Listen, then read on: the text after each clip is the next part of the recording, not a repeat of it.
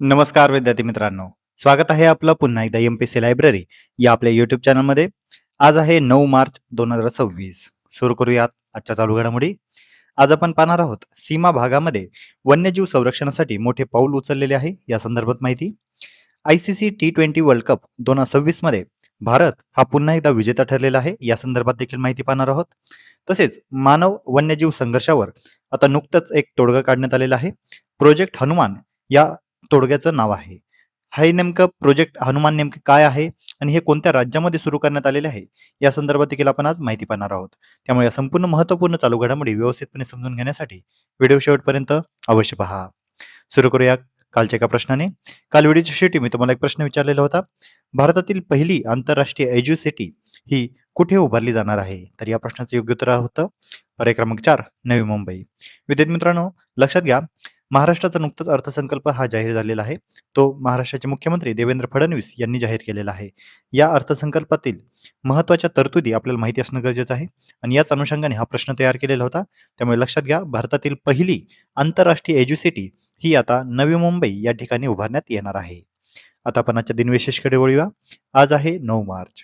9 March 1851 Danish भौतिकशास्त्रज्ञ Hans Christian Oersted यांच्या दिवशी निधन झालेले होते. 9 मार्च 1650 संत तुकाराम यांचा देखील आजच्या दिवशी वैकुंठवास झालेला होता.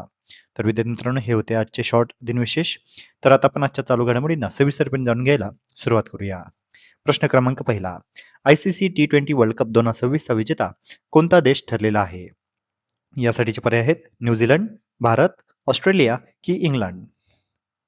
तर या प्रश्नाचे योग्य उत्तर आहे पर्याय क्रमांक 2 भारत. तर विद्यार्थी मित्रांनो, आपल्याला माहितच असेल की ICC T20 वर्ल्ड कप 2026 चा आता विजेता ठरलेला आहे Bharat. History repeated, history defeated ही टॅगलाईन संपूर्ण स्पर्धेदरम्यान ही गाजलेली होती आणि याच हिस्ट्री रिपीटेडला आपण भारत देशाने आता पुन्हा एकदा हिस्ट्री क्रिएट देखील केलेली आहे. विजेता ठरलेला आहे भारत. भारताचा कर्णधार होता सूर्यकुमार यादव. उपविजेता ठरलेला आहे न्यूझीलंडचा संघ. न्यूझीलंडच्या संघाचा कर्णधार होता मिचेल सँटनर. भारताचे T20 वर्ल्ड कप विजय आतापर्यंत आता 3 झालेले आहेत. 2007 मध्ये कर्णधार होता महेंद्रसिंग धोनी. 2024 मध्ये कर्णधार होता रोहित शर्मा. तर 2026 म्हणजे यावर्षी आता कर्णधार होता सूर्यकुमार यादव. भारताने तिसऱ्यांदा T20 वर्ल्ड कप जिंकून हा इतिहास घडवलेला आहे आणि 3 महत्त्वाचे विक्रम स्वतःच्या नावावर केलेले आहेत. यातील पहिला म्हणजे T20 वर्ल्ड कप 3 वेळा जिंकणारी भारत आता ही पहिलीच टीम ठरलेली आहे. सलग T20 वर्ल्ड कप जिंकणारी देखील पहिलीच टीम ठरली आहे. म्हणजे 2024 आणि लागोपाठ 2026 असे दोन्ही सलग वेळा T20 वर्ल्ड कप भारताने जिंकलेला आहे आणि घरच्या मैदानावर T20 वर्ल्ड कप जिंकणारी भारताची टीम ही पहिलीच टीम ठरलेली आहे. हे तीनही फॅक्ट आपल्याला परीक्षेच्या अनुषंगाने माहिती असणं गरजेचं आहे. लक्षात घ्या, ICC T20 वर्ल्ड कप 2026 भारताने न्यूझीलंडला अहमदाबाद या ग्राउंडवर नमवून आता पुन्हा एकदा इतिहास घडवलेला आहे आणि हे तीनही फॅक्ट आपल्याला आता माहिती असणं गरजेचं आहे. वळूया पुढच्या प्रश्नाकडे. सीमा भागामध्ये वन्यजीव संरक्षणासाठी भारतीय सैन्याने कोणत्या संस्थेसोबत MOU केलेला आहे? तर या प्रश्नाचं योग्य उत्तर आहे पर्याय क्रमांक 3 लडाख वन विभाग. सीमा भागामध्ये वन्यजीव संरक्षणासाठी एक मोठे पाऊल उचलण्यात आलेले आहे.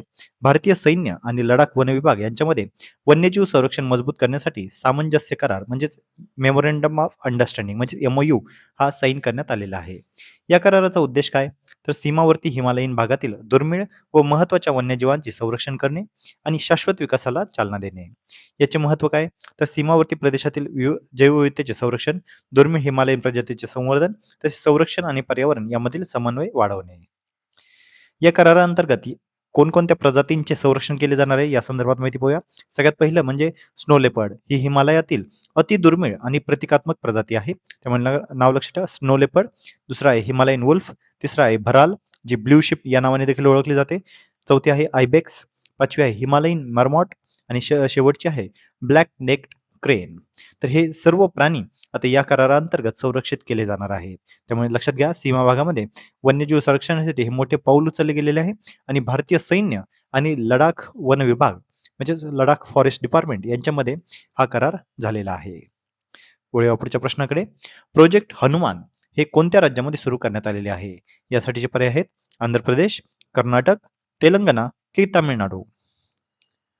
तर या प्रश्नाचे योग्य उत्तर आहे पर्याय क्रमांक 1 आंध्र प्रदेश. मानव आणि वन्यजीव संघर्षावर आता नुकतेच प्रोजेक्ट हनुमान यामार्फत तोडगा काढण्यात आलेला आहे. प्रोजेक्ट हनुमान हा अतिशय महत्त्वाचा वन्यजीव संरक्षणासाठी आता एक तोडगा आहे. पवन कल्याण जे उपमुख्यमंत्री आहेत आंध्र प्रदेश या राज्याचे, त्यांनी प्रोजेक्ट हनुमान या महत्त्वपूर्ण उपक्रमाचा नुकताच शुभारंभ केला. प्रोजेक्ट हनुमान नेमके काय आहे? तर प्रोजेक्ट हनुमान हा मानव आणि वन्यजीव संघर्ष कमी करण्यासाठी सुरू केलेला वैज्ञानिक व तांत्रिक उपक्रम आहे. या प्रकल्पाच्या माध्यमातून राज्यामध्ये वन्यजीवांचे संरक्षण मजबूत करणे आणि मानव वन्यजीव संघर्षाचे प्रभावी व्यवस्थापन करणे हे याचे उद्दिष्ट आहे. या अंतर्गत वन्यजीवांचे निरीक्षण, उपचार, बचाव व संवर्धन यासाठी विशेष युनिट्स देखील कार्यरत राहणार आहेत. याचं मुख्य उद्दिष्ट काय? तर मानव वन्यजीव संघर्ष कमी करणे आणि राज्यातील जैवविविधतेचे संरक्षण करणे. लक्षात घ्या, प्रोजेक्ट हनुमान कोणत्या राज्यामध्ये राबवले जात आहे? तर आंध्र प्रदेश. आणि आंध्र प्रदेशचे उपमुख्यमंत्री कोण आहेत? तर पवन कल्याण. आता यामध्ये नेमका जो हनुमान प्रोजेक्ट आहे, या हनुमानचा अर्थ काय होतो? तर H for healing, A for and, N for nurturing units, U for units for monitoring, M for monitoring, A for aid, N for nursing of wildlife. म्हणजेच उपचार, संवर्धन युनिट्स, निगराणी, देखरेख, मदत आणि वन्यजीवांची देखभाल हे या हनुमान या शब्दाचा अर्थ होतो. आंध्र प्रदेशबद्दल थोडक्यात माहिती पाहायची झाली तर आंध्र प्रदेशची राजधानी आहे अमरावती, राज्यपाल आहेत एस अब्दुल नझीर आणि मुख्यमंत्री आहेत एन चंद्रबाबू नायडू आणि उपमुख्यमंत्री आहेत पवन कल्याण. पुढचा प्रश्न, ज्येष्ठ पत्रकार हरिकृष्ण दुआ यांना कोणता नागरी सन्मान प्रदान करण्यात आला होता? पद्मश्री, पद्मविभूषण, भारतरत्न की पद्मभूषण? तर या प्रश्नाचे योग्य उत्तर आहे पर्याय क्रमांक 4, पद्मभूषण. ज्येष्ठ पत्रकार हरिकृष्णन दुवा यांचे नुकतेच दुःखद निधन झालेले आहे. ते देशातील प्रख्यात पत्रकार आणि माजी राज्यसभा खासदार होते. त्यांच्या वयाच्या 88 वर्षी निधन झालेले आहे. ते 2009 ते 2015 या कालावधीमध्ये राज्यसभाचे नॉमिनेटेड MP होते, म्हणजेच नियुक्त खासदार होते. भारतीय पत्रकारितेमध्ये त्यांनी दीर्घकाळ प्रभावी आणि निर्भीड कामगिरी केलेली आहे. 2008 मध्ये त्यांना पत्रकारितेतील उत्कृष्ट कार्यासाठी पद्मभूषण हा भारताचा तिसरा सर्वोच्च नागरी सन्मान प्रदान करण्यात आलेला होता. ते 2001 ते 2003 या दरम्यान डेन्मार्कमध्ये भारताचे राजदूत म्हणजे अँबॅसेडर म्हणून कार्यरत देखील होते. नाव लक्षात घ्या, ज्येष्ठ पत्रकार हरिकृष्णन दुआ. पुढचा प्रश्न, नेपाळमध्ये राष्ट्रीय स्वतंत्र पक्षाचे म्हणजेच RSP पक्षाचे नेते कोण आहेत? KP शर्मा ओली, पुष्पकुमार दहल, बालेन शहा की शेर बहादूर देवबा? तर या प्रश्नाचे योग्य उत्तर आहे पर्याय क्रमांक 3, बालेन शहा. नेपाळमध्ये आता नुकत्याच निवडणुका पार पडलेल्या आहेत आणि यामध्ये बालेन शहा यांच्या पक्षाचा ऐतिहासिक विजय झालेला आहे. नेपाळच्या सार्वत्रिक निवडणुकीमध्ये गायक आणि रॅपर ते राजकारणी असा प्रवास करणाऱ्या बालेन किंवा बालेंद्र शहा यांच्या राष्ट्रीय स्वतंत्र पक्षाने म्हणजेच RSP या पक्षाने दणदणीत विजय मिळवत प्रस्थापित पक्षांना मोठा धक्का दिलेला आहे. प्रतिनिधी सभेच्या 165 जागांपैकी 152 जागांचे नुकतेच निकाल जाहीर झालेले आहेत. त्यापैकी RSPने 117 जागांवर विजय मिळवलेला आहे, तर 8 जागांवर त्यांची आघाडी आहे. नेपाळी काँग्रेसला 17 जागा, तर CPN UEML म्हणजेच KP शर्मा ओली यांच्या पक्षाला 7 जागा मिळालेल्या आहेत. स्वतः बालेन शाह यांनी झाफा 5 या मतदारसंघातून माजी पंतप्रधान KP शर्मा ओली यांचा सुमारे 50,000 मतांनी पराभव केलेला आहे. भ्रष्टाचार विरोधी लढा आणि घराणेशाही विरोधातील प्रचारामुळे जनतेचा मोठा पाठिंबा त्यांना मिळालेला होता. या निकालानंतर बालेन शाह नेपाळच्या इतिहासातील सर्वात तरुण पंतप्रधान होण्याची शक्यता व्यक्त केली जात आहे. विद्यार्थी मित्रांनो, भारत आणि भारताच्या शेजारचे सर्व देश आणि यामध्ये कोणकोणते पक्ष आणि कोणकोणते पंतप्रधान आहेत हे आपल्याला माहिती असणं आवश्यक आहे. मागील काही दिवसांपूर्वी आपण बांगलादेश या देशातील नवनियुक्त पंतप्रधान कोण आहेत या संदर्भात माहिती पाहिली होती. आता नुकतेच नेपाळमध्ये आता देखील निवडणुका झालेल्या आहेत आणि यामध्ये बालेन शाह यांच्या RSP म्हणजेच राष्ट्रीय स्वतंत्र पक्षाने आता दणदणीत विजय मिळवलेला आहे. या संपूर्ण फॅक्ट्स आपल्याला परीक्षेच्या अनुषंगाने माहिती असणं खूप खूप आवश्यक आहे. तर विद्यार्थी मित्रांनो, या होत्या आजच्या चालू घडामोडी. आजच्या महत्त्वपूर्ण चालू घडामोडीवर आधारित मी आता एक प्रश्न विचारणार आहे, ज्याचं उत्तर तुम्ही सर्वांनी आता कमेंटमध्ये द्यायचं आहे. ICC T20 वर्ल्ड कप 2026 मध्ये न्यूझीलंडचा कर्णधार हा कोण होता?